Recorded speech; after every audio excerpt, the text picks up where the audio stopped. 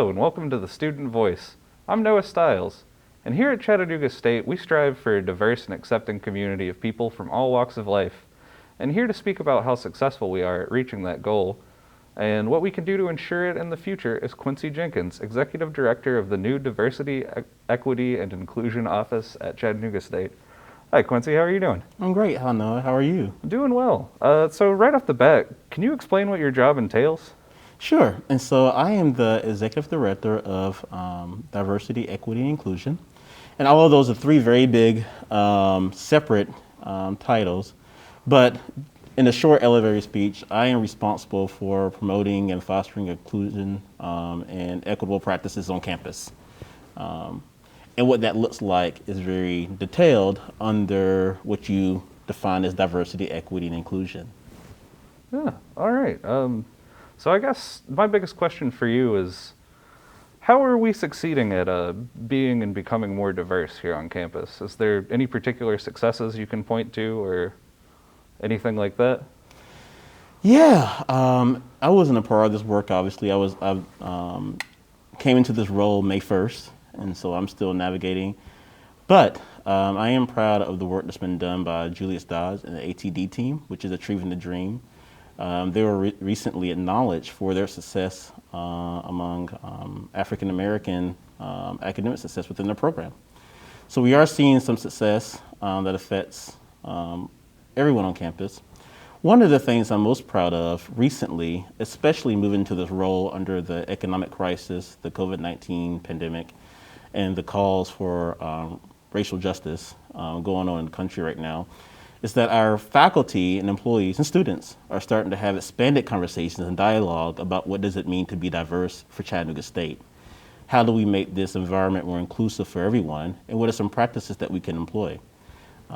That inherently requires diverse perspectives at the table to problem solve, but not just focus on problem solving, but more sustainability. So how does Chattanooga State become a place where people are not welcome to come to campus, but we need them on campus. They feel a sense of belonging when they come to Chattanooga State. That our employees can come here and feel like they can bring their full selves. And that really includes just making space for different identities to occupy the same space respectfully and to have a voice. I want to touch on that sense of belonging. I feel like that's a really important issue that's not talked about a lot when bringing up diversity programs and things like you said, like protest for racial justice. Do you feel we here do a good job at making everybody, no matter what group they're part of, feel welcome? I don't know the answer to that. We are, but to answer, that's a great question. And to get some insight into that, starting in November, we will be instituting a first ever climate survey on campus. So I'm working with Dr. Tracy Williams and the equity team at Chattanooga State right now to develop some questions to gauge a sense of belonging and inclusion.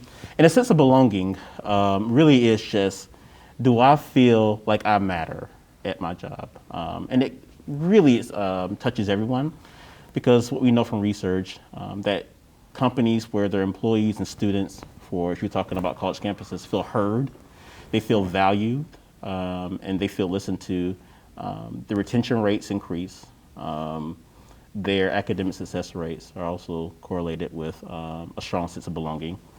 And we know that they're more likely to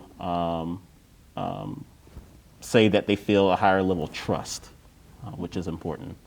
So all that plays into how an individual person arrives in an environment and they don't feel like they have to hide a part of themselves.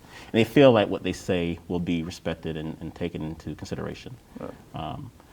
And so that's what we're looking forward to. And we're looking for different marginalized identities, sexual minorities, LGBTQ plus populations, racial minority identities, African Americans, Hispanics, our Asian American students, Indian American students. And we're also looking through gender and income status. We know that poverty is just as has just a strong effect on someone's life as race.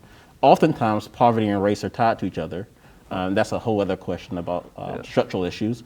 But poverty can be the biggest factor and the success of someone's life, or how many opportunities they have afforded to them. So we're going to take all of that and measure it.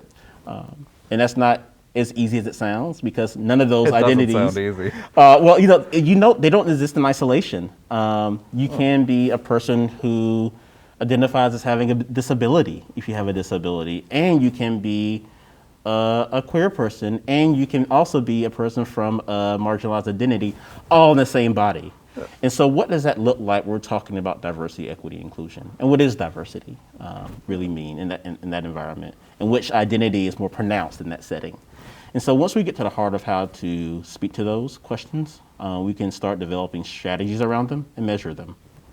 It's really refreshing to hear someone in a position of power here at campus talk about intersectionality and with this language and this level of passion. So I just want to say thank you for that. Well, thank you. Yeah. I guess before we go, I just want to know, is there anything you think students can do? Well, students provide a special insight. One, students are our biggest stakeholders. All college environments exist because of students. So no one comes here to see me, they come here to get a degree. And so students can be a really important sounding board about things that are going on the ground that we don't have privy to. So I would encourage students to contact me. I would encourage students to contact their faculty members and speak up. If there's an issue where students think we could do better in promoting a more inclusive atmosphere, let us know. Huh. Well, that is awesome to hear. Well, I think that's it for this episode of The Student Voice. Is there anything else you want to say before we go? No, feel free to follow up with me anytime. Any students out there, my name is Quincy Jenkins, and my email address is quincy.jenkins@chattanoogastate.edu. Send me emails so we can get the conversation started. All right.